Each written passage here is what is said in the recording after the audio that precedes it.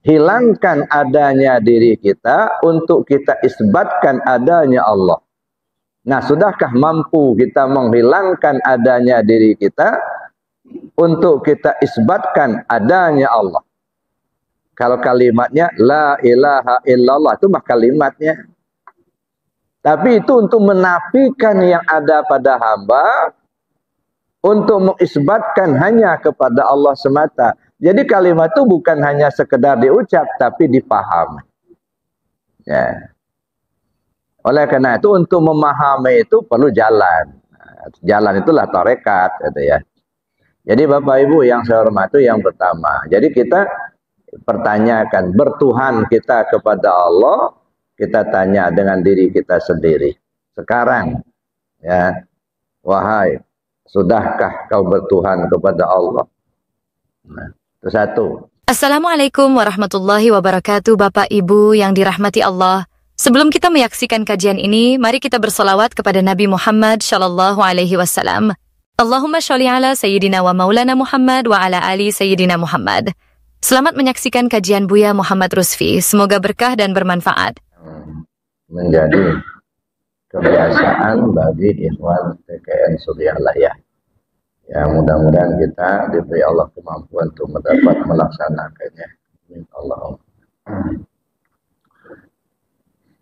Kemudian sudah agak sering kita kaji bahwa kita berupaya untuk melaksanakan amaliyah zikir. Ya. Kenapa kita harus melaksanakan amaliyah zikir? Yang pertama, karena memang diperintahkan oleh Allah dan Rasul.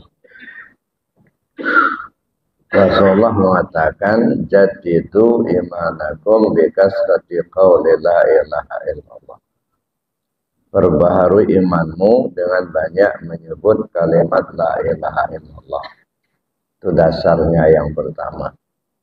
Jadi kita berzikir dengan kalimat la ilaha illallah dalam bilangan yang banyak. Itu merupakan pelaksanaan dari ajaran junjungan kita Nabi besar Muhammad SAW. Jadi kalau percaya kepada Rasul, itulah salah satu ajaran yang beliau sampaikan. Nah, tinggal kita mengamalkan. Kemudian yang kedua, Allah juga perintahkan kita Wadhkuri isma rabbika bukratan wa asila. Sebutlah olehmu nama Allah itu di pagi hari dan di sore hari, di malam hari atau di siang hari. Nah, ini dikembangkan ya, ada oleh ulama tafsir ya, baik waktu sakit, waktu sehat, waktu lapang, waktu sempit, di darat, di laut, di udara, di mana saja, kapan saja. Allah juga menjelaskan wazkur rabbaka fin nafsik. Kamu sebutlah nama Allah pakai hati. Itu namanya zikir khafi. Tadarruan wa khifatan, dengan rasa rendah diri, rasa takut. Karena dia memahami tadarru'an wa khifatan. Tadarru' itu rendah, khifah itu ringan, jadi turun naik. Jadi sebut nama Allah itu dalam hati, ya, zikir khafi. Kemudian ingat Allah itu dengan cara tadarru' wa khifah, turun dan naiknya nafas. Nah, jadi zikir anfusiyah. Nah, dari sini ada 3 zikir yang kita bisa ambil. Pertama, hadis Nabi yang menganjurkan kita untuk zikir dengan kalimat la ilaha illallah dalam bilangan yang banyak, yang kita sebut dengan zikir jahar. Yang kedua, Allah perintahkan zikir pakai hati. Itu zikir khafi. Kemudian yang ketiga, tadarru' wa khifah, turun dan naik. Nah, itu nafas. Jadi zikir nafas. Jadi ayat ini dan hadis ini 3 zikir. Jahar, api, ampas. Bapak Ibu yang saya hormati, kenapa kita harus membiasakan itu? Karena itu kita butuhkan. Ya. Jadi semua orang pasti membutuhkan. Walaupun tidak semua orang merasa butuh. Ada ya. Jadi semua orang pasti butuh. Walaupun tidak semua orang merasa butuh. Karena memang masing-masing orang itu diberi Allah petunjuk untuk melaksanakan amalia zikir itu. Fadhkurullah ala ma hadakum. Kamu berzikirlah kepada Allah sesuai yang diberi petunjuk. Nah, makanya kita tidak bisa paksakan. Ada yang diberi petunjuk oleh Allah sebatas zikir syariat saja. Nah, senang dia kalau sudah baca Al-Quran. Senang dia kalau sudah dinyanyi-nyanyikan. Senang dia kalau sudah dilapaskan, dilantunkan dengan suara yang merdu. Ya, itulah makomnya dia. Artinya ada orang diberi petunjuk sebatas zikir syariat. Nah, kalau bagian dia hanya di situ, ditarik-tarik ke tarekat, nggak akan mau. Karena memang nggak ada bagiannya. Ada ya. Ada orang di bagian diberi Allah petunjuk sampai ke zikir tarekat. Nah, dia menggeluti betul bagaimana caranya hati ini supaya zikir, gitu. Ya. Nah, dia selalu berusaha mencari guru. Dia bertanya. Nah, orang yang berada di makom ini selalu berusaha untuk mencari pembimbing. Gimana caranya supaya bisa hati ini zikir, ingat ke Allah. Nah, itu berarti diberi petunjuk sampai ke tingkat tarekat.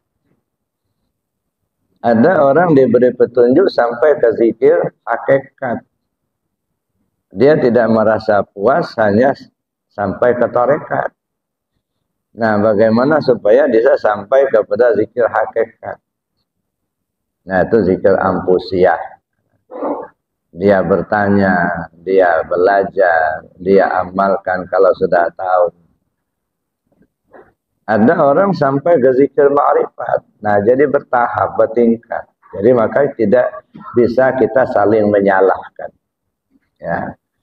Cuman tugas para mubaligh, tugas para ulama menyampaikan. Gitu aja. Jadi, wa ma 'alaina illal balaghul mubin.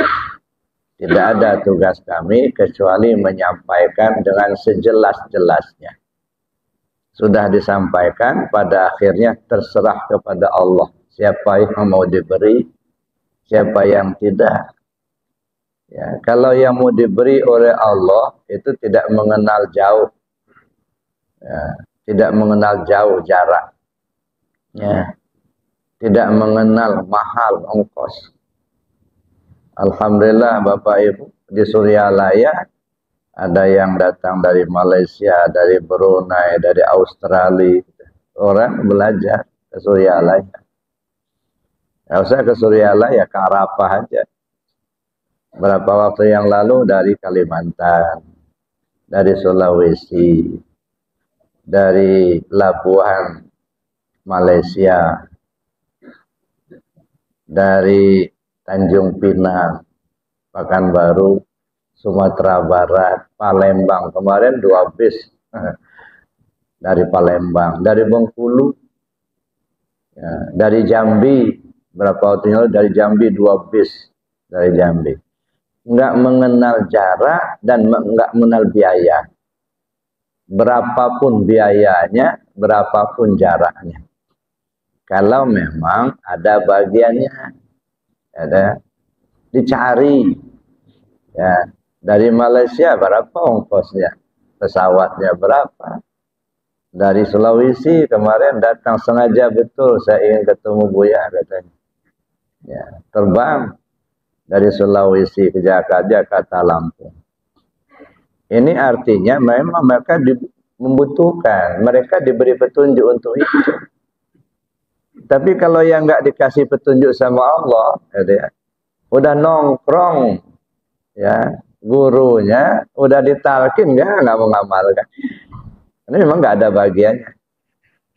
Ya, jadi bisa kita rasakan, bisa kita lihat. Jadi dalam berzikir itu tidak ada paksaan, Bapak Ibu.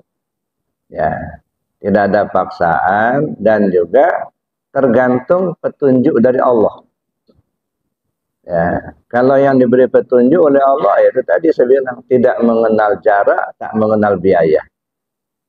Yang penting dia mendapatkan.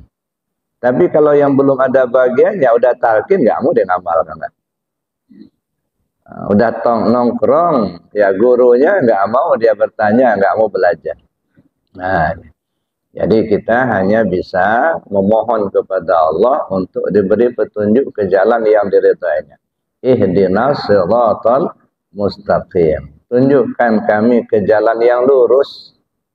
Siratal ladzina an'amta alaihim. Jalan yang sudah kau beri nikmat kepada mereka. Siapa mereka? Para aulia, para syuhada, para sholihin, para anbiya, para mursalin. Nah itu orang-orang yang sudah mendapat nikmat dari Allah. Nah kita rindu, kepingin seperti mereka juga. Nah gimana caranya? Allah beri solusi. Ya ayyatuhan nafsul mutmainnah, irji'i ila rabbiki radiyatan mardiyah, fadkhuli fi ibadi wadkhuli jannati. Wahai jiwa yang tenang, kembalilah kau ke Tuhanmu. Nah, ini solusi. Kembali ke Allah. Kalau betul-betul hati kita ingin kembali ke Allah, pasti ada petunjuk. Man jahada fina lanahdiyannahum subulana. Siapa orang yang betul-betul menuju kami, kata Allah, kami pasti tunjukkan jalannya. Makanya di Arafah juga, ya, ada yang cerita dengan saya Buya katanya sudah 7 tahun, ya, berdoa minta kepada Allah, ya, supaya saya diberi petunjuk menempuh jalan yang diridhoinya. Bagaimana cara melaksanakan ibadah. 7 tahun. Nah, satu malam saya bermimpi, katanya ditunjukkan di sholat di satu masjid. Ramai orang. Nah, kemudian berapa waktu kemudian setelah itu saya ketemu teman, katanya diajaklah saya ke Arafah, kata dia. Nah, saya ikut katanya ke Arafah. Sampai di Arafah kaget saya.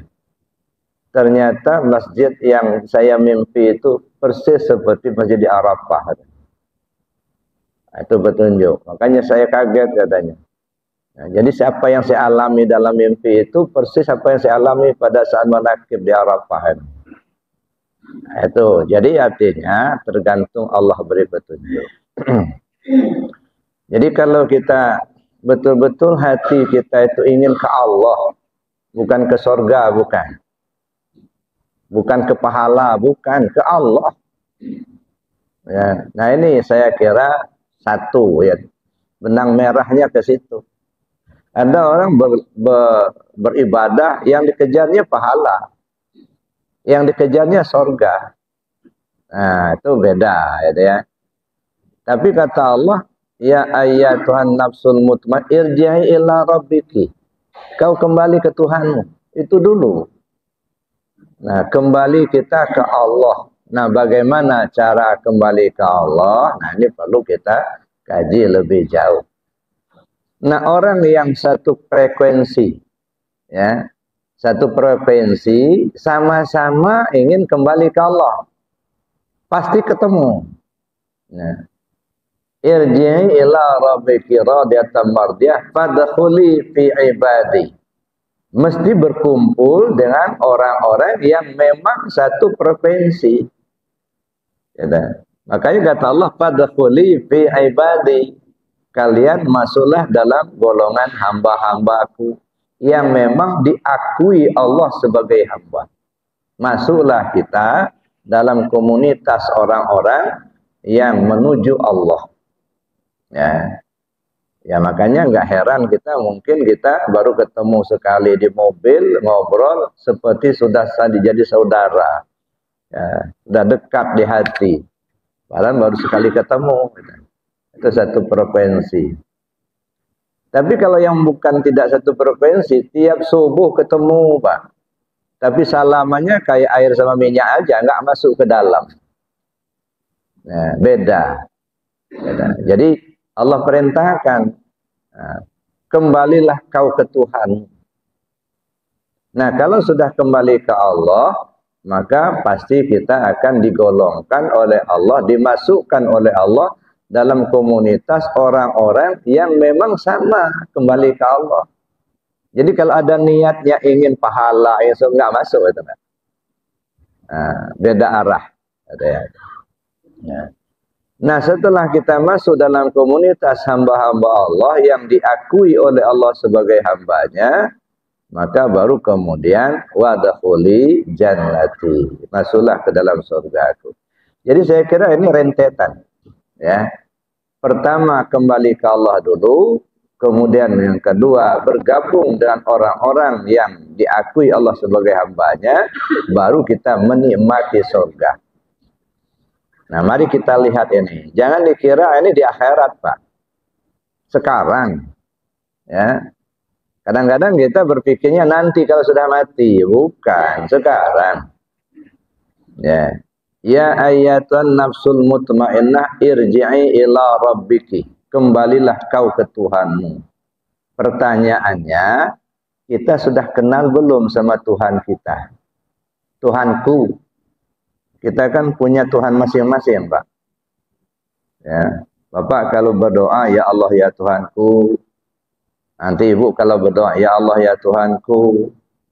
Nanti yang lain berdoa, ya Allah ya Tuhanku. Kan punya Tuhan masing-masing.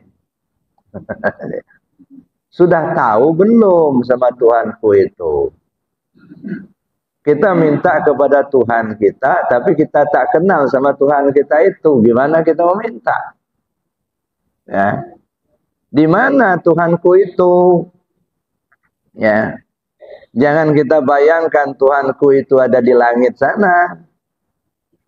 Wa huwa ma'akum aina ma kuntum. Dia bersamamu dimanapun kau berada. Nah, maka kita bapak-bapak, ibu-ibu datang ke masjid bersama Allah. Nggak bisa datang kalau nggak bersama Allah. Ya. Wa fi anfusikum afala tubsirun. Dalam dirimu, kenapa kau tak lihat? Kenapa kau tak perhatikan? Nahnu aqrabu min hablil warid. Kami itu terlebih hampir dari urat nadimu. Cuman kita ini karena enggak mengenalnya, jadi seolah-olah kita menyembah Allah itu hanya ilusi. Kita sebagai orang beriman nggak bisa, Pak. Harus kepastian. Menyembah Allah itu yang pasti. Ya. Nah, inilah yang perlu kita kaji lebih jauh. Maka dulu saya bilang, sudahlah Pak, Ibu, saya bilang, kita ini sudah tua-tua, saya bilang. Singkirkan dulu dari pikiran kita urusan pahala sama surga itu. Ya. Gimana kita mencurahkan pikiran kita, mencurahkan waktu kita untuk menuju Allah. Di mana Allah itu? Jangan dikira kalau ketemu Allah nanti di akhirat kayak kita ketemu teman kita, lalu salaman, cium tangan, ya enggak lah. Ya. Man kana fi hadhi a'ma wa huwa fil akhirati a'ma wa adalla sabila. Siapa orang yang buta tentang Allah di dunia ini, di akhirat pun dia buta dan akan menempuh jalan sesat. Jadi kalau tak kenal Allah sekarang, Pak, jangan harap kenal Allah di akhirat. Kalau enggak ketemu Allah sekarang, jangan harap ketemu Allah di akhirat. Ya, jadi kalau mau ketemu Allah di akhirat, temuilah sekarang. Ya.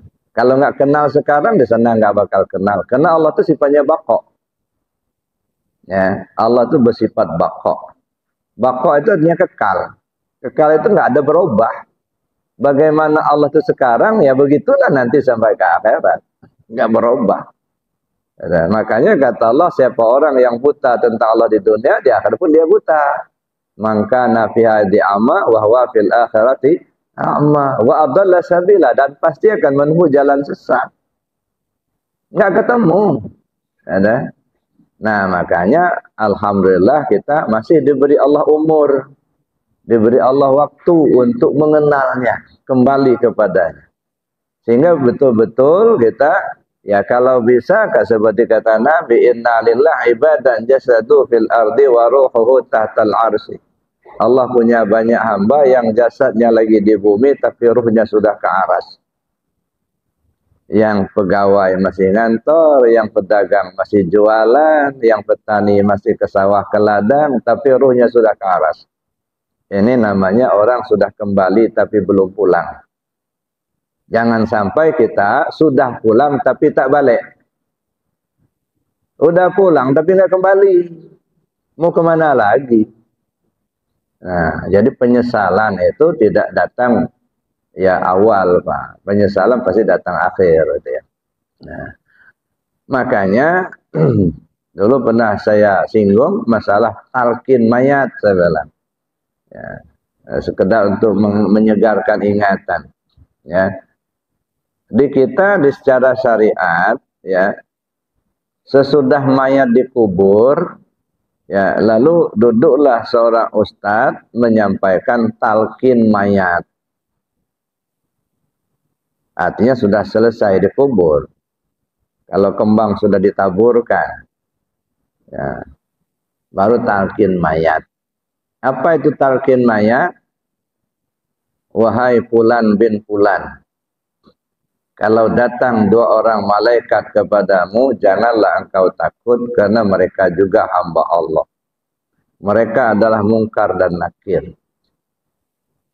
Apabila mereka bertanya kepadamu, siapa Tuhanmu, siapa nabimu, siapa imammu, kemana kiblatmu, siapa saudara-saudaramu, jawablah dengan lisan yang fasih, Allah Tuhanku, Muhammad nabiku, Al-Quran imamku, Baitullah kiblatku, kaum muslimin muslimat saudara-saudaraku.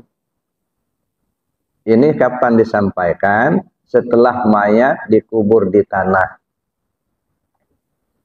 Salahkah ini? Saya tidak ingin mengatakan salah, enggak.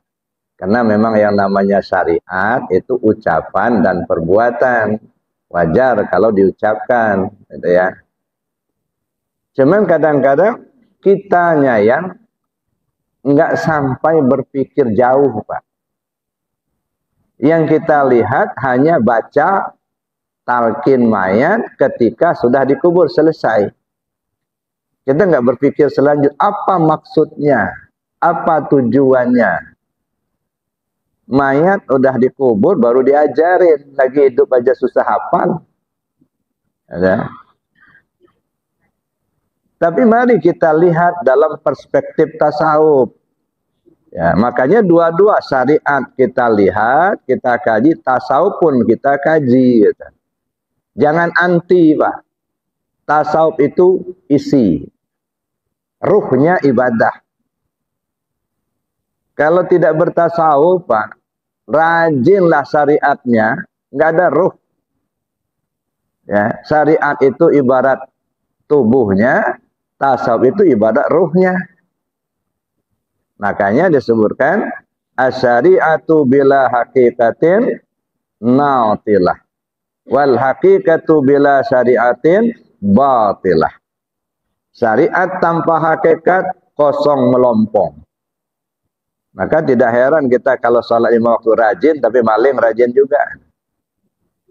Haji terus, umrah terus. Nah, tapi nipu orang rajin terus, rajin juga. Jadi koruptor. Nggak ada ruh, bangkai. Ya. Tapi urusan pahala pasti dapat lah. Kalau pahala kan kebaikan. Perasaan enak, gitu ya. Tapi kalau dilihat dari perspektif ini, asyariatu bila hakikatin natilah. Syariat tanpa hakikat kosong melompong. Wal hakikatu bila syariatin batilah. Hakikat tanpa syariat batal. Nah, oleh karena itu dua-duanya perlu kita kaji supaya kita sampai kepada yang dituju. Jangan sampai kita hanya melihat rutinitas. Sholat 5 waktu, rutinitas, begitu. Puasa bulan Ramadan, rutinitas. Tapi kita nggak tahu isi, gitu. Jadi saya katakan tadi nggak ada ruh, nggak tahu isi. Setiap syariat pasti ada hakikat, pasti, gitu. Kalau kita nggak tahu, berarti bukan berarti nggak ada, kitanya yang nggak tahu, gitu. Nah, kita kembali kepada cerita tentang talqin mayat itu.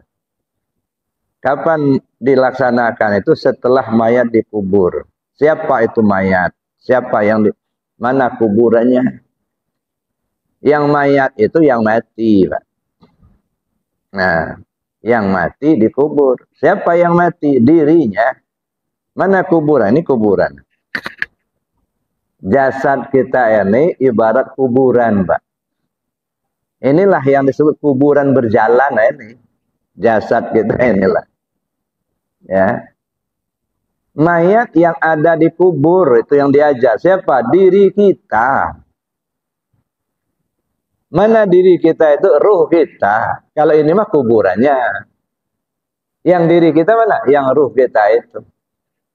Mana yang mayat? Diri kita yang tak ingat Allah, yang tak kenal Allah, yang tak tahu dengan Allah itu mayat, Pak. Ya. Ruh yang tidak mengenal Allah, ruh yang tidak ingat kepada Allah, itulah mayat. Mayat yang lagi dikubur di sini. Ya. Tanya, man rabbuka? Siapa Tuhanmu? Nah, kita sendiri yang nanya, tanya dengan akalmu. Ya. Tanya dengan hatimu. Jawab dengan hati nuranimu. Benar enggak kau sudah bertuhan sama Allah? Man rabbuka? Siapa Tuhan? Diri, siapa Tuhanmu? Allah Tuhanku. Jawab dengan lisan yang fasih. Jawab dengan keyakinan yang benar. Kenalilah aku, kata Allah. Kita kenal Allah. Makanya kita perlu mengkaji lebih jauh. Itu satu, ya. Apakah kita sudah tahu dengan Allah Tuhanku itu? Apakah kita sudah mengikutinya? Apakah kita memang sudah bertuhan kepada Allah itu? Nah, ini kita perlu pertanyakan ini. Analisa. Bapak Ibu, kalau saya ilustrasikan, umpama kita ini bertelanjang bulat. Ya. Kita berhasrat ingin berpakaian. Ya, karena kedinginan, masuk angin. Ya, kita ini lagi telanjang bulat ini. Lalu kemudian kita ingin berpakaian. Apa yang harus kita lakukan? Pertama, kita harus kenali dulu pakaian itu apa. Nah, kita perlu kenal dulu apa pakaian itu. Oh, ada baju, ada celana, ada kaos, ada jaket, dan lain sebagainya lah. Oh, begitu, itu kenal kita. Lalu kemudian kita berusaha untuk mencari baju. Setelah kita kahulir kemudi, ya ke sana sini mencari baju, ketemu, itu baju. Begitu kita sudah melihat baju, apakah kita sudah berbaju? Belum. Baru melihat itu baju. Ya, bagaimana supaya kita berbaju? Ambil bajunya, sorong. Nah, baru disebut berbaju namanya. Kalau hanya melihat baju, belum berbaju. Nah, pertanyaan, kita sudah kenal apa belum sama baju itu? Sudah bertemu belum sama baju itu? Nah, kalau sudah bertemu, sudah dipakai belum baju itu? Kalau bertemu saja belum, bagaimana kita memakainya? Ya. Kalau sudah ketemu, apa sudah dipakai? Kalau sudah dipakai, baru berbaju namanya. Nah, begitulah ilustrasinya. Nah, kita jelaskan lagi. Misalnya kita sudah bertuhan kepada, sudahkah kita bertuhan kepada Allah? Ya. Pertama, kita sudah kenal belum sama Tuhan kita itu? Satu. Yang kedua, sudah bertemu belum sama Tuhan kita itu? Nah, sudah bertemu, sudah bertuhan ke Allah belum kita ini? Dipakai. Jadi ma'rifat itu bukan mengenal. Itu bahasanya itu mengenal. Ma'rifat itu mengenal. Memakai. Ya. Dipakai. Hilangkan adanya diri kita untuk kita isbatkan adanya Allah. Nah, sudahkah mampu kita menghilangkan adanya diri kita untuk kita isbatkan adanya Allah? Kalau kalimatnya la ilaha illallah itu mah kalimatnya. Tapi itu untuk menafikan yang ada pada hamba, untuk mengisbatkan hanya kepada Allah semata. Jadi kalimat itu bukan hanya sekedar diucap, tapi dipahami. Ya. Oleh karena itu untuk memahami itu perlu jalan. Jalan itulah tarekat, gitu ya. Jadi Bapak Ibu yang saya hormati, yang pertama, jadi kita pertanyakan bertuhan kita kepada Allah, kita tanya dengan diri kita sendiri. Sekarang, ya, wahai, sudahkah kau bertuhan kepada Allah? Nah, itu satu. Lalu kemudian dalam talqin mayat itu kan jadi disebutkan, siapa nabimu? Muhammad nabiku. Sudah kau kenali Muhammad itu? Muhammad yang mana? Ya, nah ketika kita bicara dengan Muhammad, ada secara lahiriah, zahiriah, ada secara batiniah. Kalau saya ilustrasikan seperti matahari. Bukan matahari yang meliputi alam, tetapi sinar matahari. Nah, sehingga kadang-kadang orang bertanya, apa bedanya Nabi Muhammad dengan Muhammad? Ya, kalau Nabi Muhammad, kezahiran beliau di bumi, itu ibarat mataharinya. Nah, Muhammad yang ada di kita itu ada cahaya matahari. Maka disebut Nur Muhammad. Ana minallah wal alam minni. Saya ini dari Allah, seluruh alam ini dari saya, kata Nabi. Artinya apa? Nur Muhammad. Nah, sudahkah kita kenal dengan Nur Muhammad yang ada di diri kita ini? Atau memang persepsi kita masih kepada Nabi Muhammad yang di Madinah? Nah, kadang-kadang kita masih duduk di syariat itulah kepada Nabi Muhammad bin Abdullah yang ada di Madinah. Benar, nggak salah itu. Itu mataharinya. Tapi lagi-lagi saya katakan, bukan matahari yang meliputi alam, tetapi sinar matahari. Nah, oleh karena itulah kita kenali dulu Muhammad yang ada di diri kita ini yang mana. Sudahkah kau ikuti syariatnya? Ya, syariat Muhammad itu. Terzahirkan itu artinya. Ya. Nah, yang ketiga, siapa imammu? Al-Quran imamku. Imam itu diikuti, Pak. Ya, ibarat kita sholat tadi, imam berdiri, makmum berdiri. Imam ruku, makmum ruku. Ikut. Ya, makmum mengikut imam. Nah, sekarang kita nyatakan Al-Quran itu imam kita. Sudahkah kita ikuti petunjuknya? Al-Quran itu bukan nyanyian, Pak. Bukan laguan. Al-Quran itu petunjuk hudal linnas. Jangan terbuai kita dengan laguan, dengan nyanyian. Nah, yang mau membacanya dengan irama yang indah, bagus, silahkan saja. Tapi jangan lupa, lagi-lagi saya katakan, Al-Quran bukan nyanyian, tetapi petunjuk. Nah, ketika Allah beri petunjuk, sudahkah kita ikuti petunjuk itu? Salah satu diantaranya, wazkur rabbaka fi nafsik. Ingat Tuhanmu pakai hati. Tadarruan wa khifatan wa dunal jari minal qawli bil ghudwi wal asal wa la takum minal ghafilin. Ini petunjuk supaya hati kita ingat Allah. Sudahkah hati kita selalu ingat Allah? petunjuk. Nah, banyak lagi petunjuk-petunjuk yang lain. Ya, dan Al-Quran itu disampaikan dengan menggunakan berbagai gaya bahasa. Ada perintah, aqimus shalah, itu perintah. Ada nahi, larangan, la taqrabuz zina, larangan. Ya.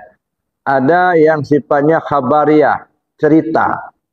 Cerita Isra Mi'raj, cerita Ashabul Kahfi, cerita Nabi Musa membelah laut, ya, cerita Nabi Musa memukulkan tongkatnya ke batu, ya, wadrib bi'asakal hajar famfajarat min husnata asyarata aina.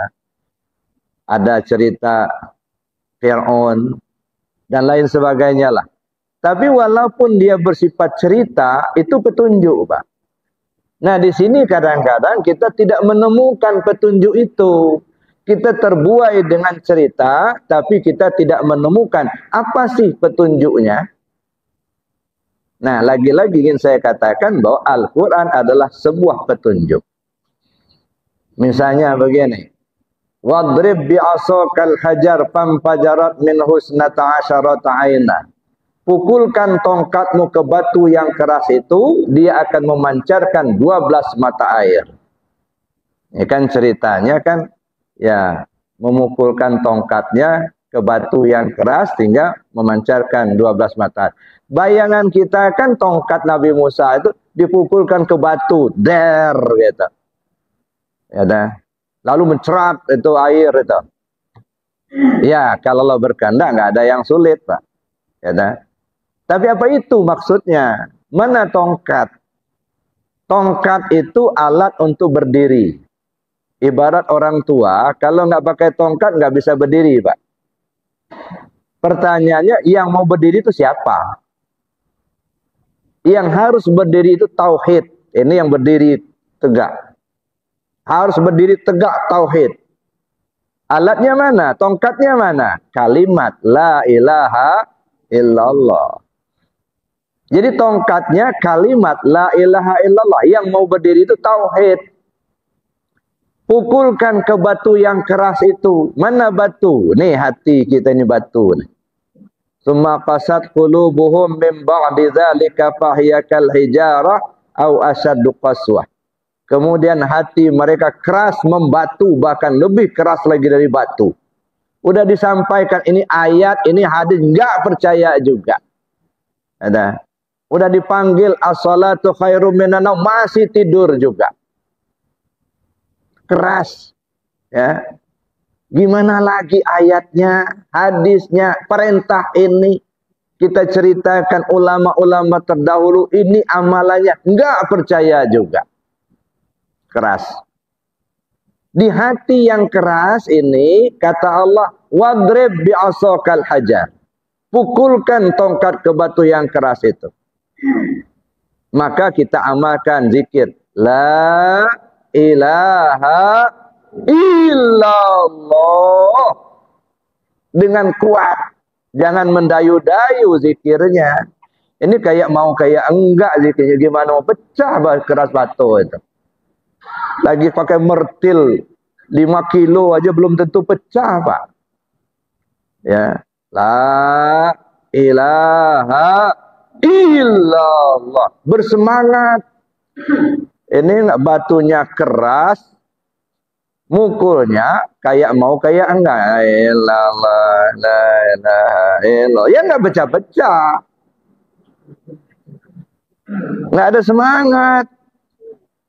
Ada. Wadrib bi'asakal hajar. Pukulkan tongkat ke batu yang keras itu. Semangat tinggi. La ilaha illallah. Ngapain takut zikirnya?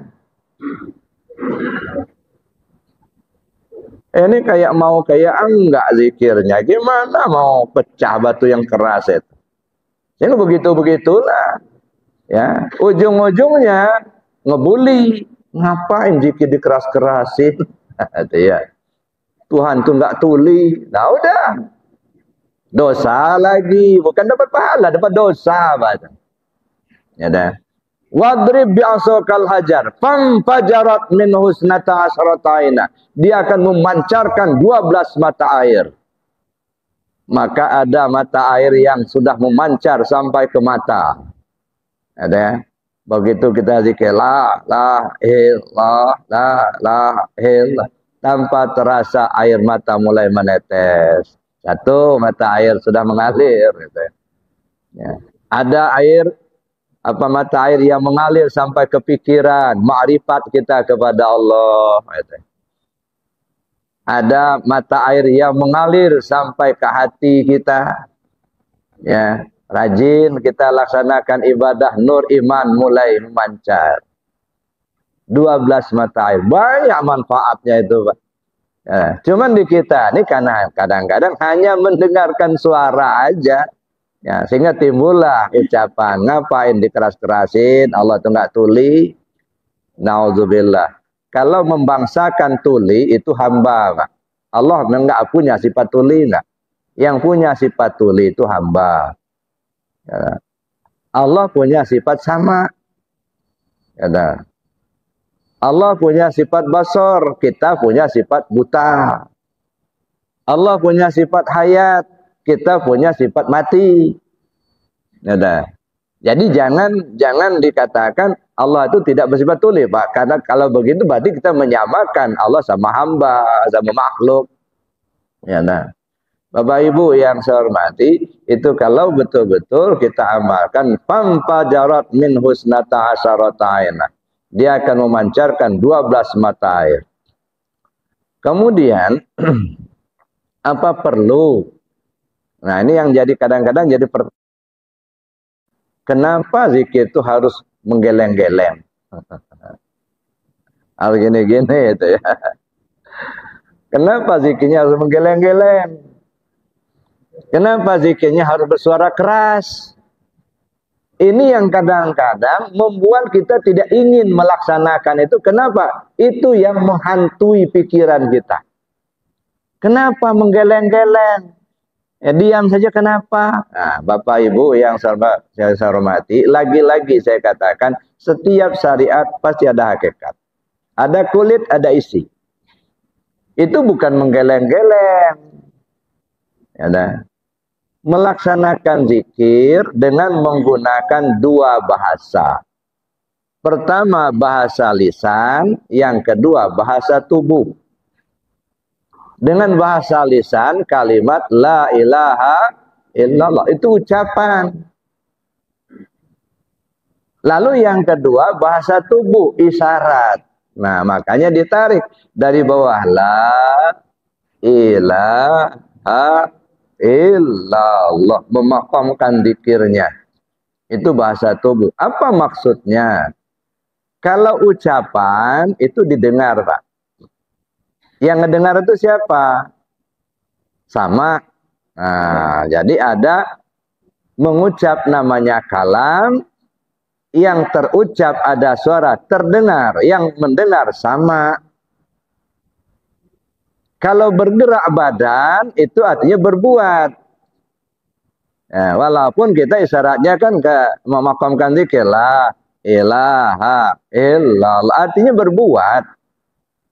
Nah, yang namanya perbuatan ada kemampuan, kodrat namanya. Orang berbuat ada kemauan, iradat namanya. Lalu kemudian orang berbuat ini ada kemauan, ada kemampuannya, karena dia hidup, hayat namanya. Dia bisa menggerakkan ke arah mana dia mau, karena dia tahu, ilmu namanya. Nah, kalau begitu apa? Kalimat la ilaha illallah yang bahasanya tak ada Tuhan selain Allah. Nah, kalau dikaitkan dengan gerakan tubuh dan suara yang kita ucapkan, apa? Yang pertama kita bersuara. Bersuara didengar. Dengar itu apa? Sama. Nah, kalau begitu la ilaha illallah artinya apa? La sami'un illallah. Tak ada yang mendengar kecuali Allah. Nah, lalu kita berucap, berkalam. La ilaha illallah, la mutakallimun illallah. Tak ada yang berkalam kecuali Allah. Kan duduk di tauhid tadinya. Lalu kita bergerak. Bergerak itu ada kemampuan. Kemampuan kodrat, kuasa. La ilaha illallah, la qadirun illallah. Lalu kita menggerakkan, ada kemauan. Kita bekerja, ada kemauan. Kemauan itu iradat. La muridun illallah. Kita bisa melakukan itu karena kita tahu. Tahu itu ilmu. La ilaha illallah, la alimun illallah. Itu semua kita lakukan karena kita hidup. La ilaha illallah, la hayyun illallah. Tak ada yang hidup kecuali Allah. Maka disertakan ucapan dan gerakan untuk mengisyaratkan perbuatan dan ucapan. Jadi jangan merasa kita yang berucap, jangan merasa kita yang berbuat. Makanya mesti dilakukan dengan gerakan itu, mengisyaratkan itu. Supaya ngelatih ini. Ucapan kita terdengar. Setiap yang kita dengar apa?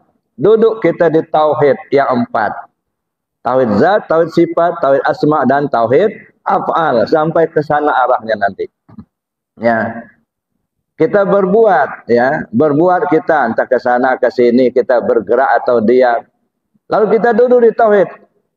Tidak ada yang bisa berbuat kecuali Allah. Hatta la ashada ghaira af'alika wa sifatika, sampai-sampai aku tak pernah menyaksikan selain sifat dan perbuatan Allah. Tak ada lagi perbuatan hamba. Nah, kalau kita bisa memahami itu, duduk di tauhid. Kan tujuan kan supaya tauhidnya tegak. Jadi bukan hanya sekedar mengucap kalimatnya, dipahami, dikaji. Sehingga kita terpakai betul isinya itu.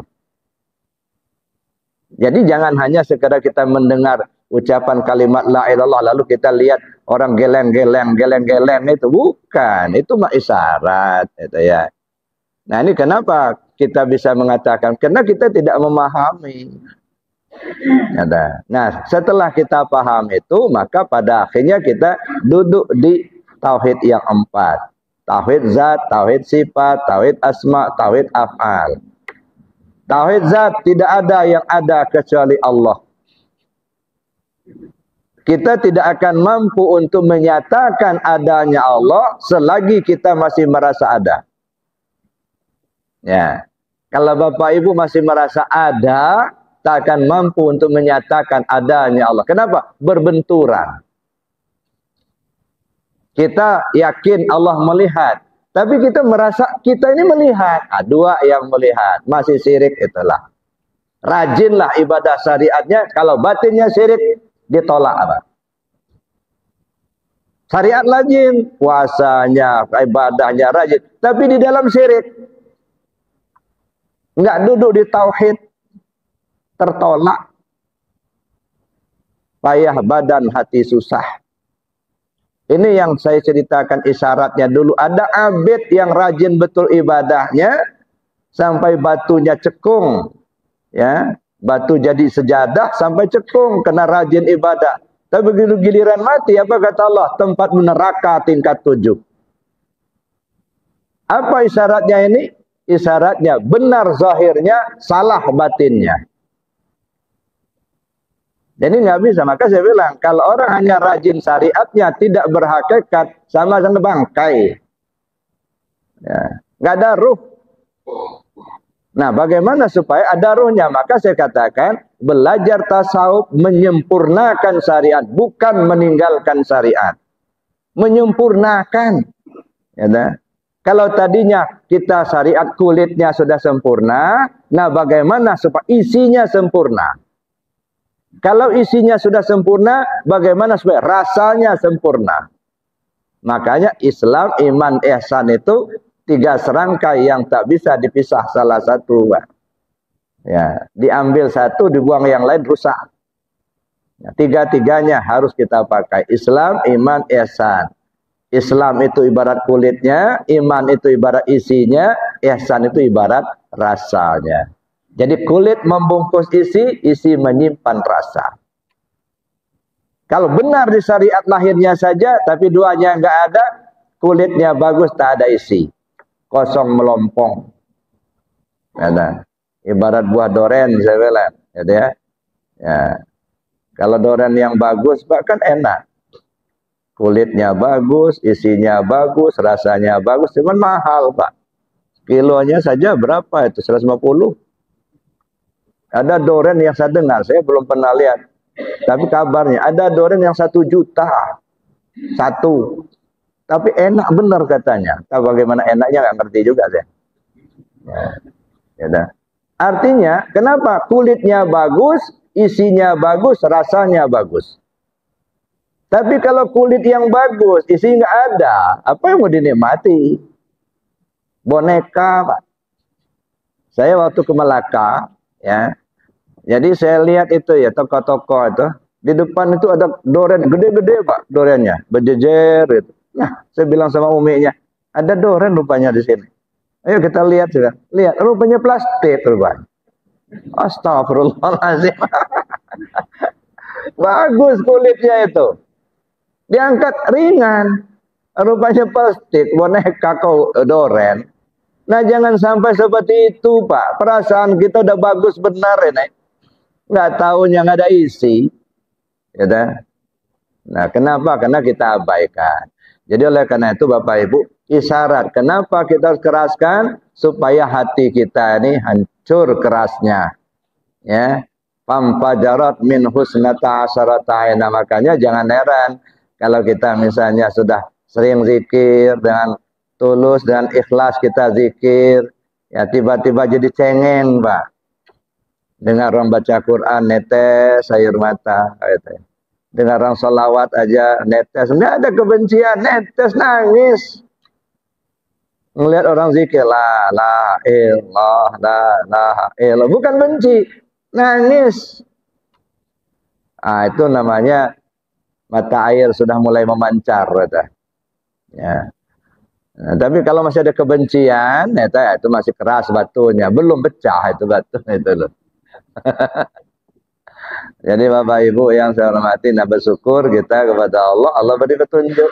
Ya makanya kita biasakan, ya apa setelah sholat kita zikir la ilaha illallah. Cuman harapan saya jangan ketika saya aja yang imamnya baru zikir. Gitu. Ya, zikir ini kan setiap saat. Siapapun jadi imamnya, itu dimanapun kita sholatnya, tetap selesai sholat la il.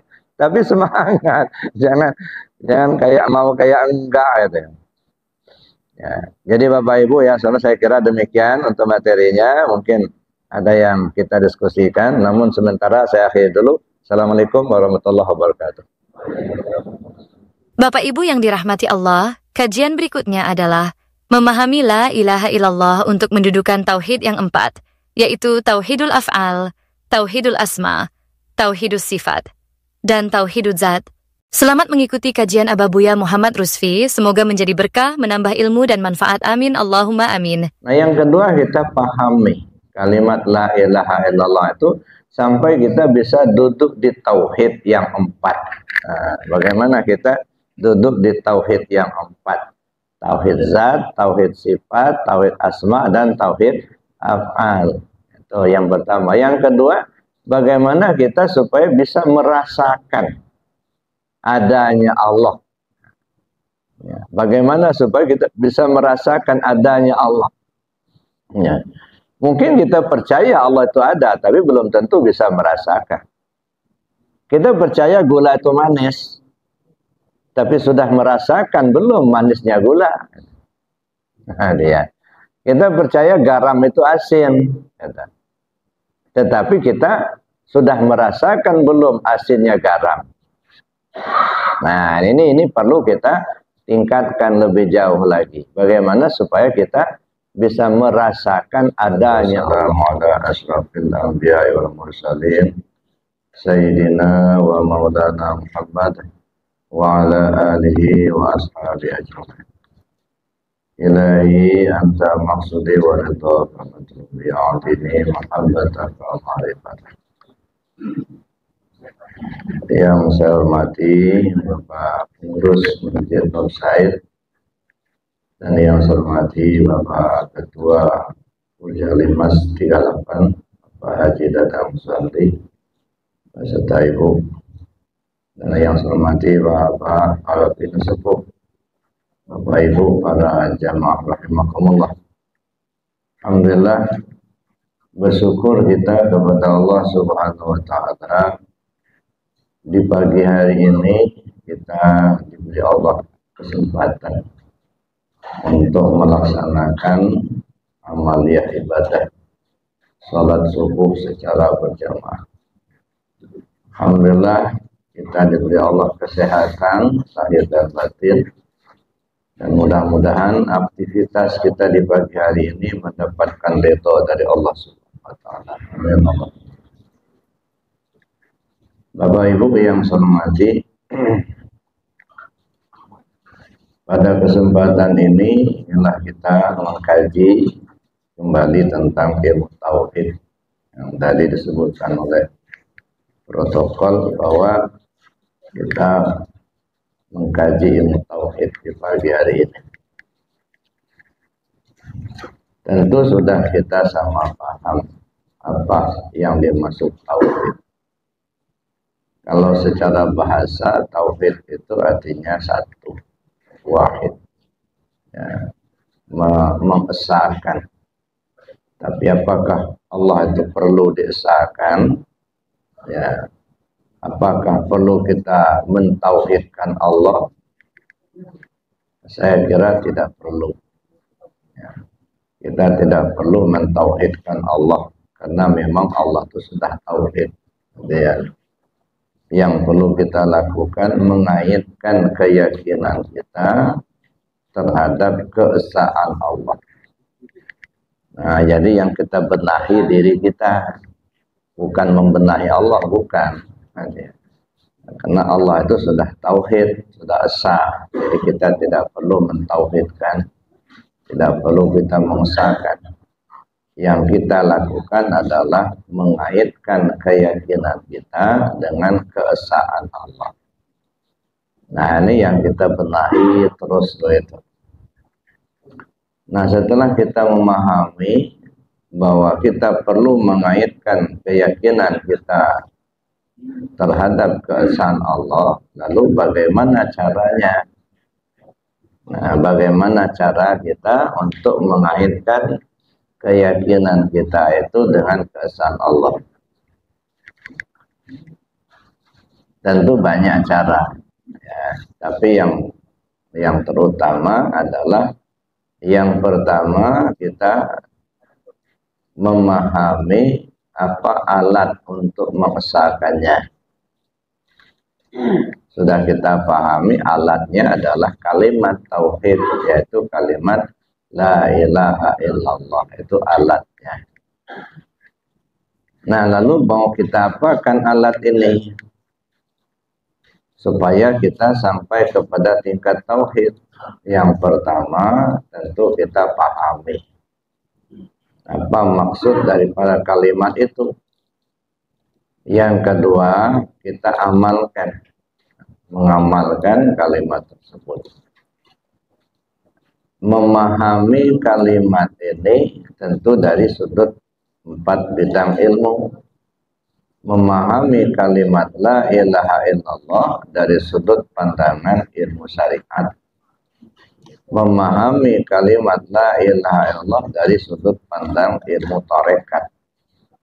Dan memahami kalimat la ilaha illallah dari sudut pandang ilmu hakikat. Dan memahami kalimat la ilaha dari sudut pandang ilmu ma'rifat. Nah, jadi kita perlu memahami kalimat la ilaha illallah itu dari sudut pandang ilmu syariat, tarekat, hakikat, dan ma'rifat. Barulah kita mendapatkan afdal daripada zikir itu. Bapak Ibu yang saya hormati, yang kedua kita perlu memahami cara pengamalannya. Nah, cara pengamalannya kita baca ini di dalam kitab Sirul Asrar yang ditulis oleh Sultan Aulia. Apa kata beliau? Wa huwa ayyakuna zakir ala wudu'it tam. Itu yang pertama. Bahwa pelaku zikir itu harus dalam keadaan wudhu yang sempurna. Nah, itu pelaksanaan. Jadi dalam kita berzikir, itu mengamalkan kalimat la ilaha illallah itu mesti dalam wudhu yang sempurna. Apa wudhu yang sempurna? Wudhu zahir, wudhu batin. Nah, kalau hanya wudhu zahir saja itu belum sempurna. Baru wudhu zahir pakai air, ya, basuh muka, basuh tangan, usap kepala, telinga, cuci kaki. Itu baru wudhu zahir. Ya. Nah, bagaimana dengan wudhu batinnya? Apa maksud wudhu? Wudhu itu tentu bersuci. Yang kita sucikan itu adalah diri kita. Ya. Bersuci secara syariat atau berwudhu secara syariat sudah kita maklum. Kita membasuh muka, kita basuh tangan, kita usap kepala, kita basuh kaki. Idza qumtum ila shalah fa'silu wujuhakum wa aydiyakum ilal marafiq wamsahu bi ru'usikum wa arjulakum ilal ka'bain. Nah, ketika kau akan melaksanakan salat, basuhlah mukamu, ya, dan kedua tanganmu sampai ke siku, usaplah kepalamu dan basuhlah kedua kakimu sampai ke mata kaki. Nah, itu bersuci atau berwudhu secara zahirnya. Nah, tentu kita kaji berwudhu secara batinnya. Apa maksud membasuh muka? Maksud membasuh muka itu menghilangkan dosa yang dilakukan oleh mata, hidung, dan mulut. Satu. Yang kedua, jangan bermuka-muka di hadapan Allah. Nggak usah cari perhatian kepada Allah. Ya. Jangan bermuka-muka, artinya kita ingin menampilkan bahwa kita ini orang rajin ibadah, bahwa kita ini banyak ilmunya, bahwa ini adalah banyaklah. Itu bermuka-muka biar dikatakan orang yang taat, gitu ya. Kalau udah jadi orang taat, dianggap orang taat, maka rezekinya bertambah, rezeki anak soleh. Katanya. Nah, itu bermuka-muka, tidak usah. Orang mau senang, orang benci, loss gitu. Ya, tidak usah kita ya bermuka-muka di hadapan Allah. Basuh tangan. Nah, basuh tangan secara zahirnya kita pakai air, tapi hakikatnya itu membersihkan apa yang dilakukan oleh tangan. Ya. Tangan ini juga merupakan lambang kekuatan. Artinya bersihkan dari hati kita, merasa kita yang berkuasa, merasa kita yang hebat, merasa kita yang pintar. Itu bersihkan. Usap kepala, ya mungkin pikiran kita pernah berpikir bagaimana cara melakukan sesuatu ya yang tidak diridhai oleh Allah. Ya, berpikir kepada arah yang tidak baik, nah, itu sudah berdosa. Nah, tapi yang intinya adalah basuhlah kepala itu, basuhlah pikiran-pikiran itu dari hal-hal yang tidak baik. Ya, usaplah kepala. Nah, jadi basuh, bersihkan pikiran. Bersihkan pikiran kita dari memikirkan sesuatu yang tidak baik. Mikirkan sesuatu yang akan membuat kita berdosa. Lalu kemudian ya basuh kaki. Kaki mungkin kita bisa melangkah ke arah yang baik, tapi juga bisa melangkah ke arah yang tidak baik. Ya, maka kalaupun kita pernah melakukan atau melangkahkan kaki kita ke arah yang tidak baik, maka kita mohon ampun kepada Allah, bersihkan kaki. Sehingga dosa yang diperbuat oleh kaki diharapkan, dimohon supaya diampunkan oleh Allah Subhanahu wa taala. Nah, yang kedua, basuh kaki itu hanya bersihkan kaki itu dari melangkah yang tidak baik. Arahkan kaki kepada yang diridhai oleh Allah saja. Itu wudhu yang sempurna. Tapi yang jelas, yang kedua setelah kita melaksanakan wudhu yang sempurna, apa kata Sultan? Wa ayyadzkara bidarbin syadidin wa sautin qawiyyin. Di dalam pengamalan. Ya. Dengan melaksanakan zikir wa ayyadzkara bidarbin syadidin, bahwa orang yang berzikir itu harus memukulkan dengan pukulan yang dahsyat. pukulan yang kuat di dalam hati sanubarinya, dan suara yang keras. Ya, bisautin qawiyyin wa darbin sadidin. Suara keras, pukulan dahsyat. Jadi tidak bisa mendayu-dayu. Ini dalam kita mengamalkan zikir la ilaha illallah. Jadi tidak bisa kita hanya la ilaha illallah, la ilaha illallah. Nah, itu kata orang dagingnya alot, tumpul pisaunya tumpul, ya sudah. Ya, mesti bidarbin syadidin wa sautin qawiyyin. Ya. Suara keras, pukulan dahsyat. La ilaha illallah. Illallah jangan ngapung. Kadang-kadang ngapung. La ilaha illallah. La ilaha illallah. Itu ngapung. Nggak masuk ke dalam. Nah, zikir itu pukulan itu ke dalam. La ilaha illallah. Illallah. Pukulkan dalam hati sanubari. Ya, jadi ke dalam. Jadi la ilaha illallah, la ilaha illallah. Jadi jangan la ilaha illallah, la ilaha illallah. Nggak masuk ke dalam. Itu satu ya. Jadi darbin sadidin wa sautin qawiyyin. Pukulan dahsyat, suara keras. Wadrib bi'asakal hajar fanfajarat min husnata asyarata aina. Pukulkan tongkatmu ke batu yang keras itu, dia akan memancarkan 12 mata air. Ya, ini zaman Nabi Musa dulu kan ceritanya. Ya, pukulkan tongkatmu ke batu yang keras, dia akan memancarkan 12 mata air. Apa itu tongkat?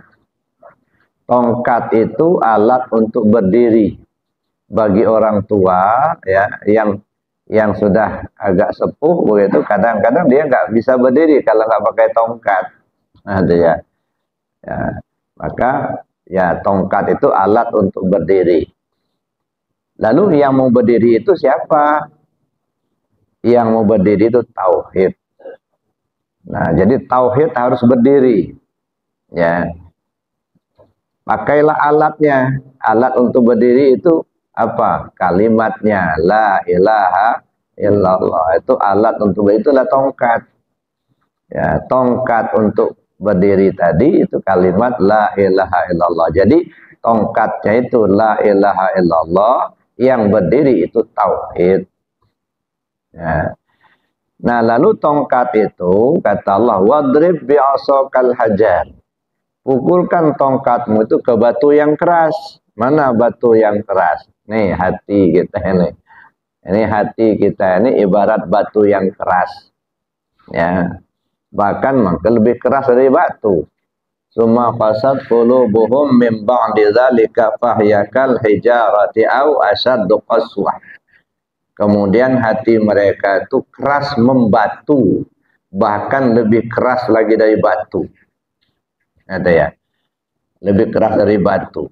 Ya, udah disampaikan ini dalilnya, ini hadis, ini ayat, masih nggak percaya juga. Ada ngeyel, ada ya. Udah dikasih tahu begitu ya, kita perlu melaksanakan zikir ya. Berbanyak menyebut kalimah la ilaha illallah sesuai dengan anjuran Nabi sallallahu alaihi wasallam. Yadidu imanakum bi kasrati qauli la ilaha illallah. Perbarui imanmu dengan banyak nyebut la ilaha illallah. Masih juga enggak mau juga. Masya Allah. Keras benar itu ya. Ya, tapi apa boleh buat ya, walaupun kerasnya kita pukul-pukul terus. Nah, biar ya walaupun enggak pecah sekaligus, mudah-mudahan kalau bahasa Lampung detil lah kan. Ya enggak pecah dikit jadilah gitu ya. Walaupun nggak mutalkin, ikut-ikut aja nggak apa-apa lah gitu ya. Itu masih pecah-pecah dikit gitu ya. Nah ini wadrib bi'asakal hajar fanfajarat min husnata asyarata aina. Dia akan memancarkan 12 mata air. Masya Allah. Satu aja sudah untung kalau sudah muncul mata air. ada mata airnya yang sudah mencerat gitu ya, keluar, ada yang mengalir sampai ke mata gitu ya. Mulailah mata kita ini mengeluarkan air. Nggak bisa kita mendengar orang baca salawat netes air matanya. Lagi asik berzikir nangis.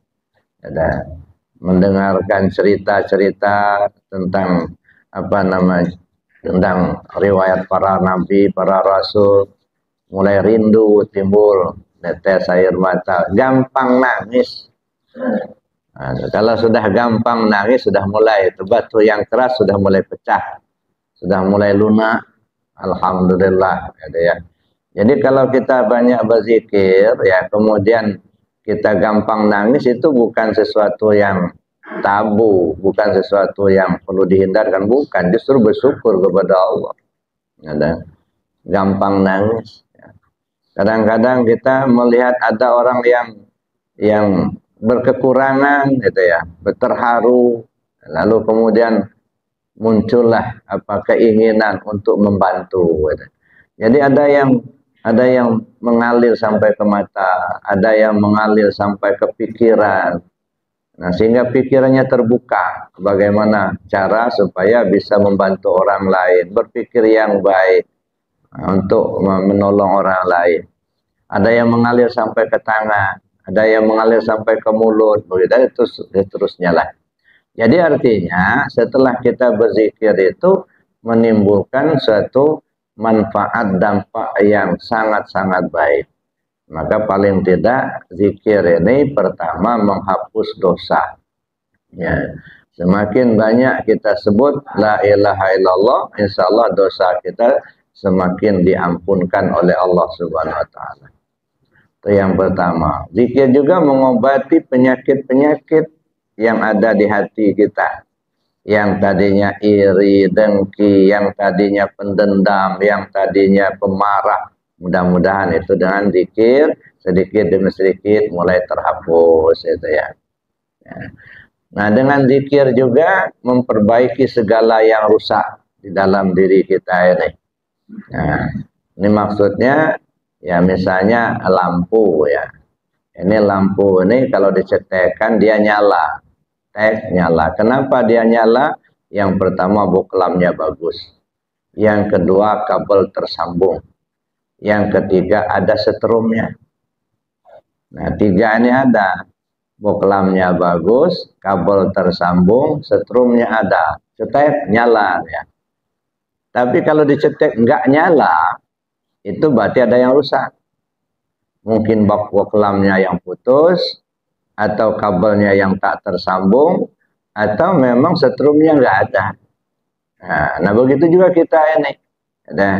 Begitu dicetekkan, hayya ala sholah, itu kan mencetekkannya. Nah, kira-kira nyala apa enggak? Ada ya. Begitu cetekkan, nyala. Alhamdulillah. Berarti apa? Boklamnya bagus, akal kita sehat. Ya. Kabel tersambung, kita ngedengar. Setrumnya ada, iman ada. Nah, maka nyala dia. Tapi kalau begitu dicetekkan, as-salatu khairum minan naum. Ngedengar, cuma selimut ditarik. Nah, ini berarti ada yang masalah ini. Ada yang rusak ini. Ada yang rusak. Ya, apakah boklamnya putus atau kabelnya nggak tersambung? Ya, kabelnya tersambung kan kedengar. Mungkin imannya yang kurang. Kalaupun nyala, mungkin spanningnya rendah. Ya. Kita juga begitu kan. Sudah dalam masjid, sudah duduk kita nunggu iqamat. Sampai si muazin sudah iqamat. Qad qamatis sholatu, qad qamatis sholat. Allahu akbar, Allahu akbar, la ilaha illallah. Imam sudah di depan. Baris di depan sudah tersusun, masih duduk aja di belakang. Nah, ini ada iman, cuma spanning rendah. Itu ya, itu perlu ditingkatkan spanningnya itu. Ya. Jadi Bapak Ibu yang saya hormati itu dengan kalimah. Jadi mengamalkan. Nah, yang kedua kita pahami. kalimat la ilaha illallah itu sampai kita bisa duduk di tauhid yang 4. Nah, bagaimana kita duduk di tauhid yang 4? Tauhid zat, tauhid sifat, tauhid asma, dan tauhid af'al. Itu yang pertama. Yang kedua, bagaimana kita supaya bisa merasakan adanya Allah. Ya, bagaimana supaya kita bisa merasakan adanya Allah. Ya. Mungkin kita percaya Allah itu ada, tapi belum tentu bisa merasakan. Kita percaya gula itu manis, tapi sudah merasakan belum manisnya gula. Nah, dia. Kita percaya garam itu asin, tetapi kita sudah merasakan belum asinnya garam. Nah, ini perlu kita tingkatkan lebih jauh lagi. Bagaimana supaya kita bisa merasakan adanya Allah. Dan tidak mungkin ya kita akan bisa merasakan adanya Allah kalau kita masih merasa ada. Ya.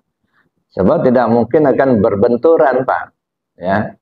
Kalau kita masih merasa ada, maka kita tidak akan merasakan adanya Allah. Nah, karena berbenturan. Jadi begitu juga kita masih tidak akan mungkin kita bisa menyatakan adanya Allah kalau kita masih merasa ada. Ya.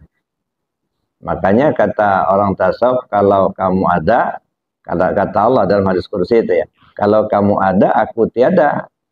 Kalau kamu tiada, akulah yang ada. Ya. Nah, sejauh kita masih merasa ada, tidak mungkin kita akan merasakan adanya Allah. Itu yang kita kaji bulan yang lalu itu ya. Tidak mungkin asin itu akan masuk kepada ikan yang masih hidup. Ya. Asin itu baru masuk kepada ikan yang sudah mati, Pak. Makanya kalau mau bikin ikan asin, tunggu mati ikannya dulu. Nah, kalau masih hidup nggak bisa. Berenang-renang aja dia. Makanya ikan yang hidup di air asin, di laut, walaupun bertahun-tahun nggak akan terkontaminasi dengan asinnya air laut. Kenapa? Karena dia hidup. Udah.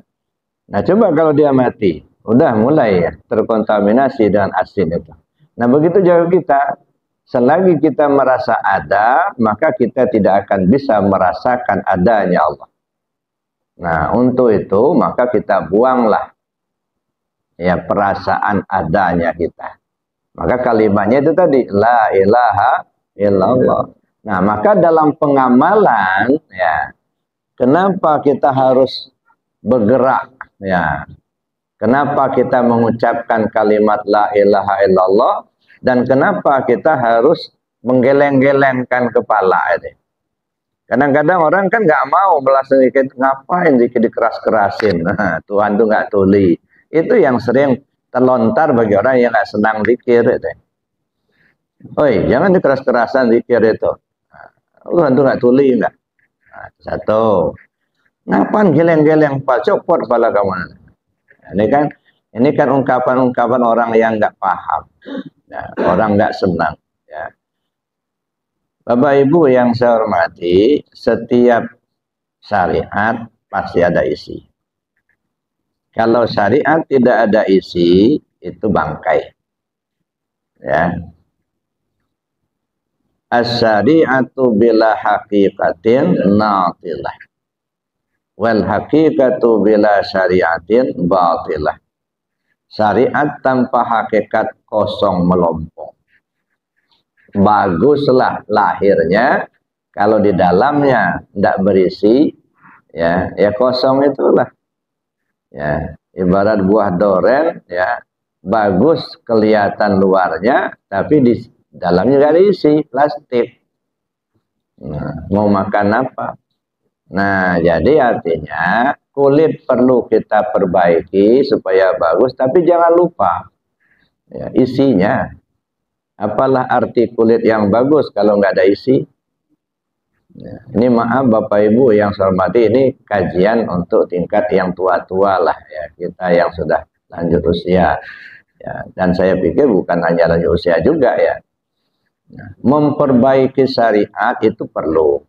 ya, supaya sempurna. Bagaimana cara kita sholat di awal waktu, bagaimana memperbanyak ibadah sholat, gitu ya, untuk memperbaiki syariat. Seperti kita memperbaiki sholat sunat.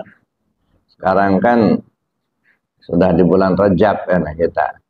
Nah, kita disunahkan untuk melaksanakan amaliyah di bulan Rajab. Ya, paling kurang kita perbanyak istighfar. Ini bulan Rajab, bulan istighfar. Mohon ampun pada Allah dengan sebanyaknya. Ya.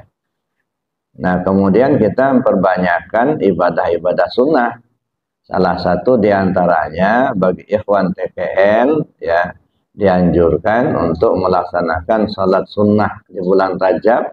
Ya, malam pertama 10 rakaat. Ya, malam Jumat pertama 12 rakaat.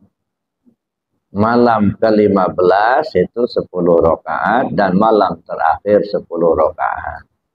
Nah, malam pertama dengan malam Jumat pertama sudah lewat. Nah, kita lagi menunggu malam Jumat, malam ke-15 dan malam ke-30 atau 29. Nah, ini salah satu bagian daripada peningkatan amaliyah, ya, memperbaiki kulit. Ya. Kalau selama ini mungkin kita tak mengenal sholat sunat seperti itu. Nah, tapi setelah kita belajar zikir, belajar tarekat, gitu ya. Nah, maka alhamdulillah itu sudah bisa kita lakukan, sudah kita bisa pahami. Nah, itu meningkatkan amaliyah ibadah kita. Nah, meningkatkan dan memperbaiki kulit itu sangat penting. Ya, jangan sampai kulitnya rusak. Tetapi jangan sampai pula kita terpaku kepada kulit, lupa mencari isi.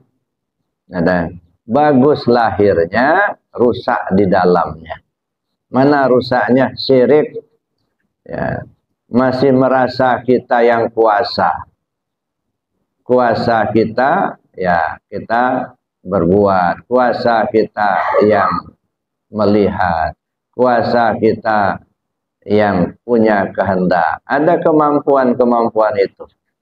Nah, ini di dalam keyakinan kita, dalam hati kita masih syirik. Nah, bagaimana Allah akan menerimanya? Ya, kalau kita masih syirik. Jadi syirik itu yang paling berbahaya itu syirik khafi itulah. Ya. Yang dulu pernah saya sampaikan apa kata Rasul sallallahu alaihi wasallam, syirik khafi itu tidak ubahnya seperti semut hitam berjalan di atas batu hitam di malam gelap gulita. Nah, bagaimana kita membuang itu? Jadi lahirnya kita perbaiki, kita sempurnakan, batinnya juga kita sempurnakan. Maka saya katakan, belajar tasawuf itu bukan untuk meninggalkan syariat, tetapi menyempurnakan syariat. Ya, salah kalau kita belajar tasawuf lalu meninggalkan syariat, tetapi menyempurnakan syariat. Kalau tadinya syariatnya kita bagus, ya rajin sholat di awal waktunya, pasti bacaannya tumakninah sempurna, alhamdulillah. Nah, sekarang isi di dalam. Nah, jangan sampai terpaku kita di luar saja. Bapak Ibu yang saya hormati, nah setelah kita memahami cara mengamalkan kalimat la ilaha illallah, ya kemudian kita duduk diisi kalimat itu. Apa isinya? Tauhid. Ya.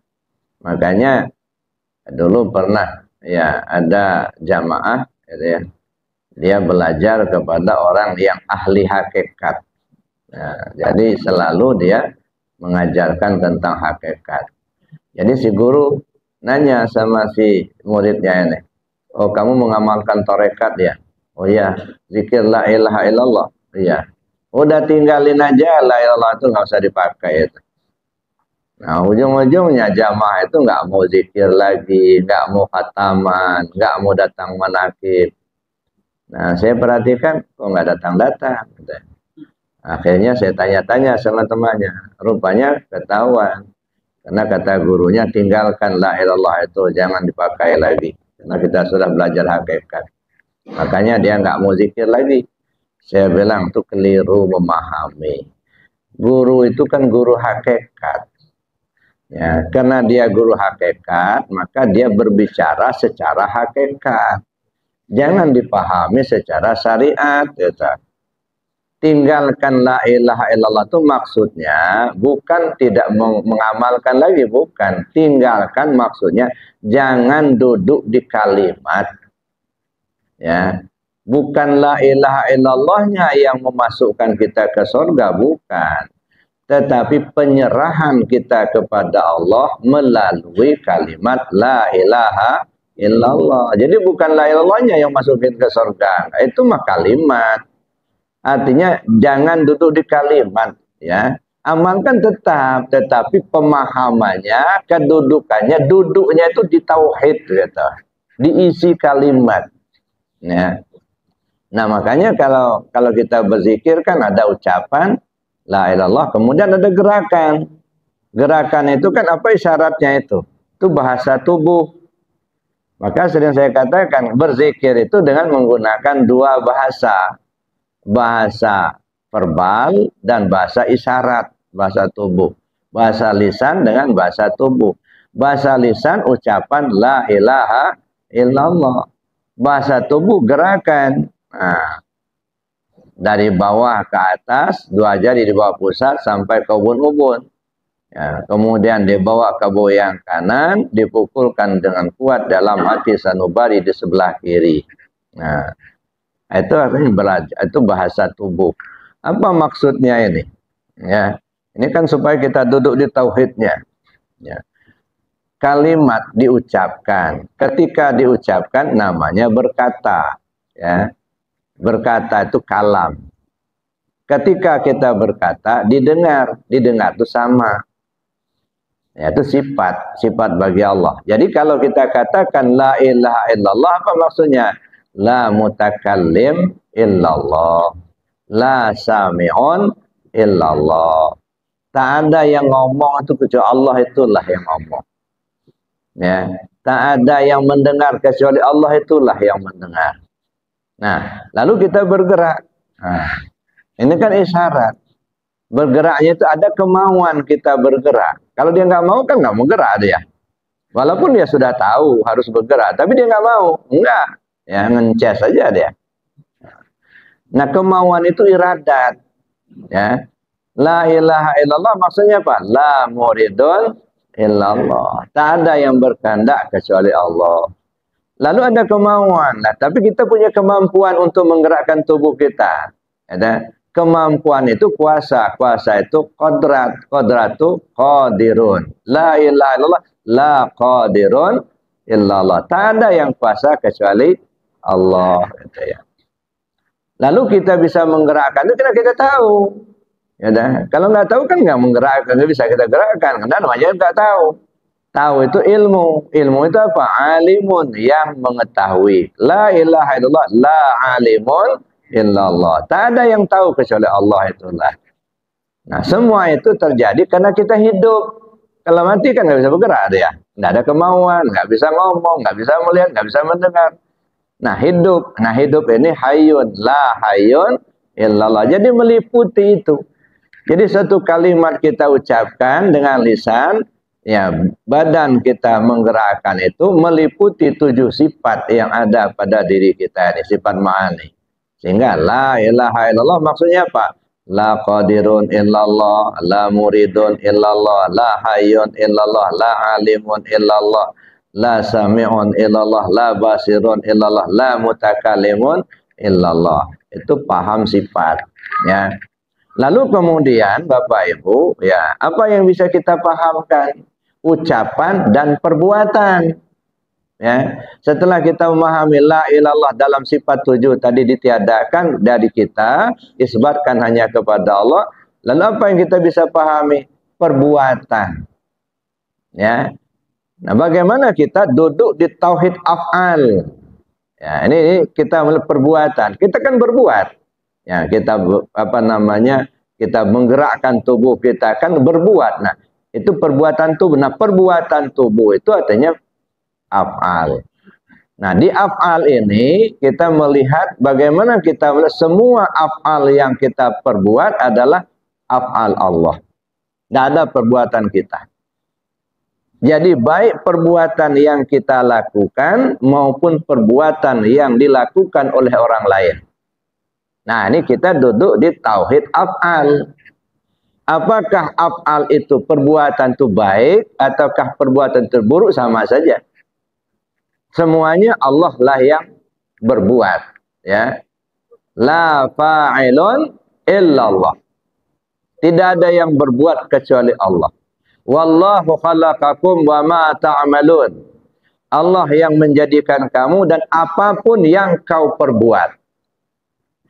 Nah, ketika kita berbuat, kita pribadi yang berbuat. Bagaimana kita merasakan bahwa perbuatan yang kita lakukan bukan kehendak kita, tapi perbuatan Allah. Nah, terhunjam di hati kita bahwa yang melakukan bukan hamba, bukan kita, tapi perbuatan Allah. Apa yang kita alami, apa yang kita lakukan, kita yakini semuanya itu adalah perbuatan Allah. Nah, begitu juga misalnya yang diperbuat orang lain. Ya, apakah perbuatan orang lain itu baik atau perbuatan orang lain itu buruk, semua itu kita mulainya perbuatan Allah. Makanya salah satu doanya, wahfizni Allahumma fi maratibi wujudika bisudika hatta la ashada ghaira af'alika wa sifatika biwujudil haq la ilaha illallah. Sampai-sampai aku tak memandang, tak melihat semua sifat dan perbuatan selain perbuatan dan sifat Allah. Nah, jadi kalau kita masih melihat sifat hamba, nah itulah kadang-kadang kita caci mencaci, bully membuli gitu ya. Kenapa? Karena tertumpu kita kepada perbuatan hamba, belum masuk kita kepada tauhid af'al gitu ya. Nah, ketika kita melihat dalam tauhid af'al ini, kita bedakan ada namanya mubasyarah, ada namanya tawallud. Nah, ini juga kita pahami dari tauhid af'al. Ya, misalnya mubasyarah. Mubasyarah itu bersamaan. Kita nulis nih pakai pena, ya.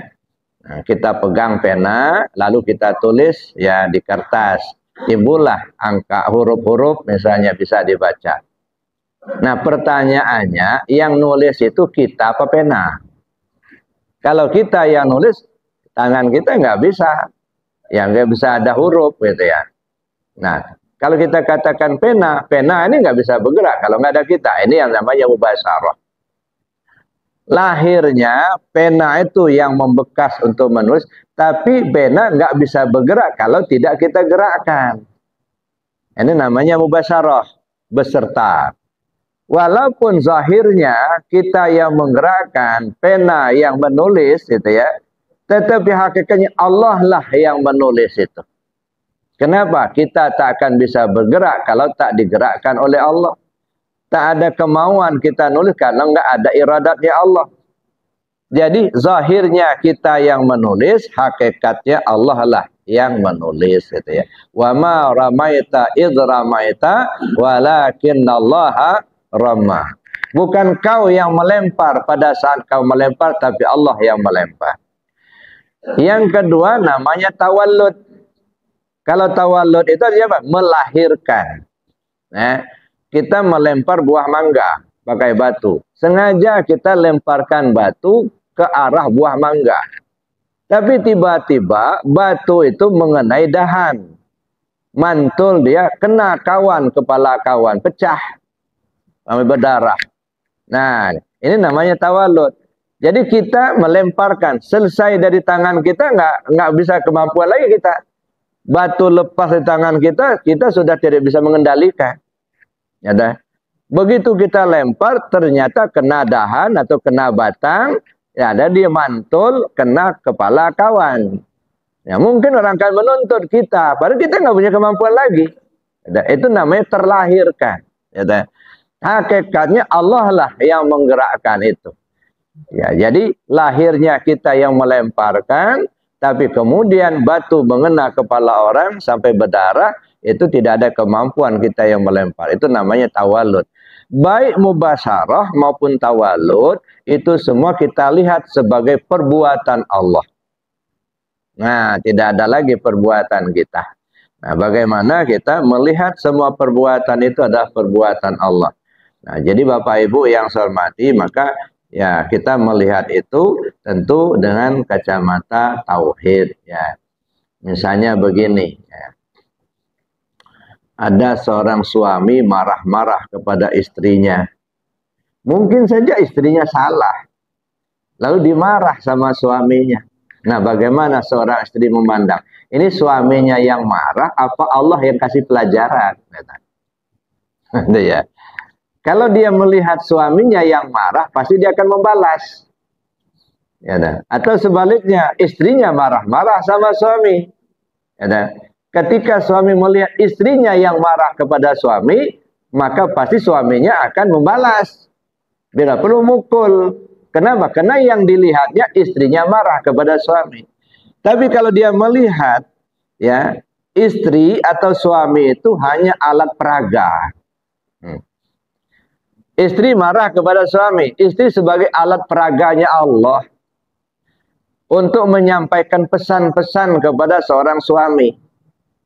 Ya, nah, kalau suami melihat itu adalah sebuah alat peraga, yang marah itu Allah begitu.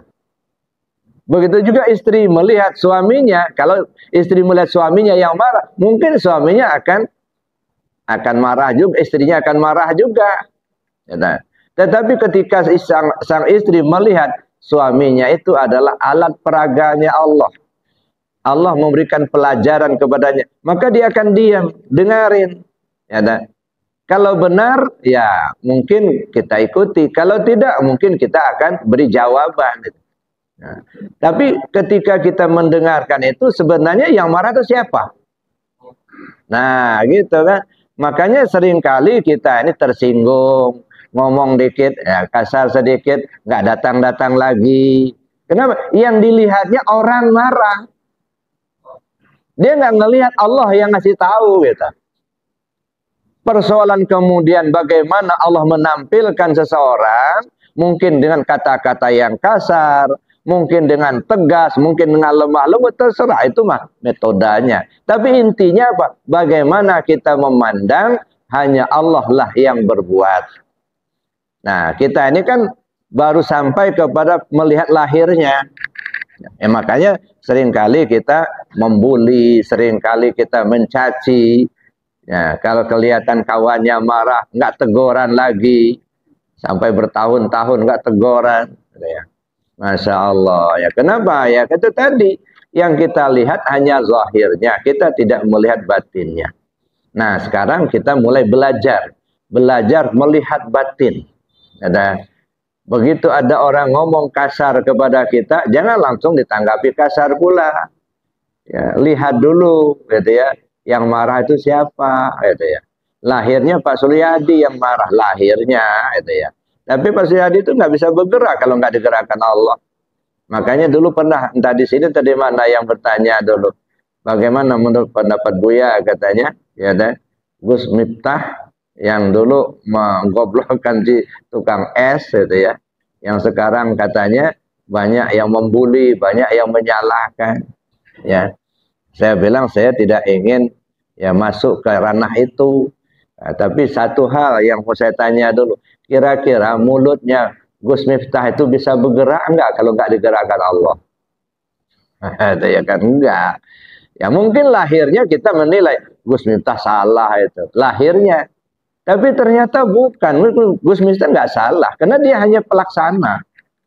Ya, yang punya rencana Allah, dia nggak pernah ada rencana dari rumah. Nanti kalau ceramah mau membuli, mau ngomong yang kasar sama tukang, kan enggak ada rencana itu. Tiba-tiba saja. Jadi siapa yang punya rencana? Allah yang punya rencana. Nah, mungkin saja dirasakan sakit, dirasakan apa namanya terhina, tapi sebenarnya enggak. Ya, coba kalau Gus Miftah nggak ngomong kayak gitu, si tukang es itu nggak dapat duit nggak? Iya, ini nggak miliaran dapat duitnya itu. Kalau dia nggak ngomong, nggak digoblokin, nggak ada yang membayar umrohnya dia. Mana naik umroh dia? Masya Allah, inilah. Jadi Allah ingin memberikan sesuatu kepada hamba dengan caranya sendiri. Gitu. Nah, makanya kita jangan dulu menilai seseorang itu salah, ya, Ya, walaupun kelihatan lahirnya salah, tetapi bagaimana kita melihatnya adalah satu perbuatan yang digerakkan oleh Allah. Jadi kita duduk di tauhid af'alnya. Nah, barulah kemudian kita lihat kepada tauhid asma'nya, tauhid sifatnya, tauhid zatnya. Ya, mudah-mudahan ke depan bisa kita lanjutkan.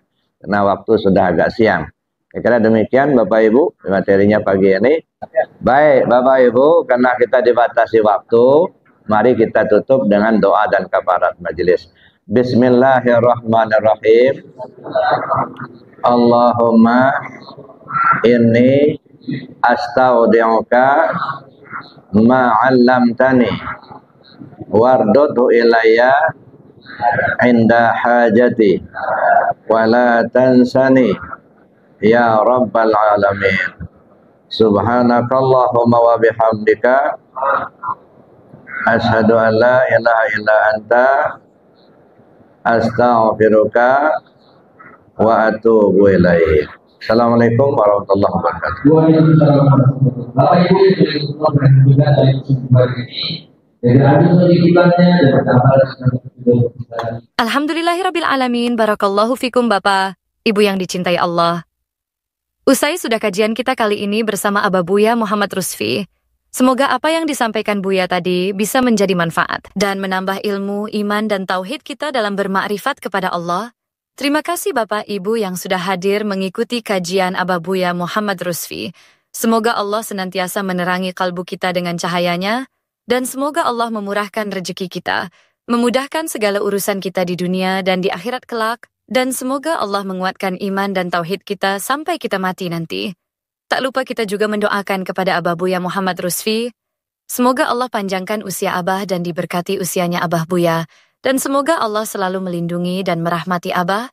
Semoga Allah membalas dan melipat gandakan pahala dan kebaikan kepada Abah Buya Muhammad Rusfi atas ilmu yang bermanfaat yang Abah berikan kepada kita semua. Amin Allahumma amin. Allahumma shalli ala Sayyidina Muhammad wa ala ali Muhammad. Sampai jumpa pada kajian berikutnya. Saya Latifah mohon diri dan mohon maaf jika ada kesalahan dan kekirangan. Wassalamualaikum warahmatullahi wabarakatuh.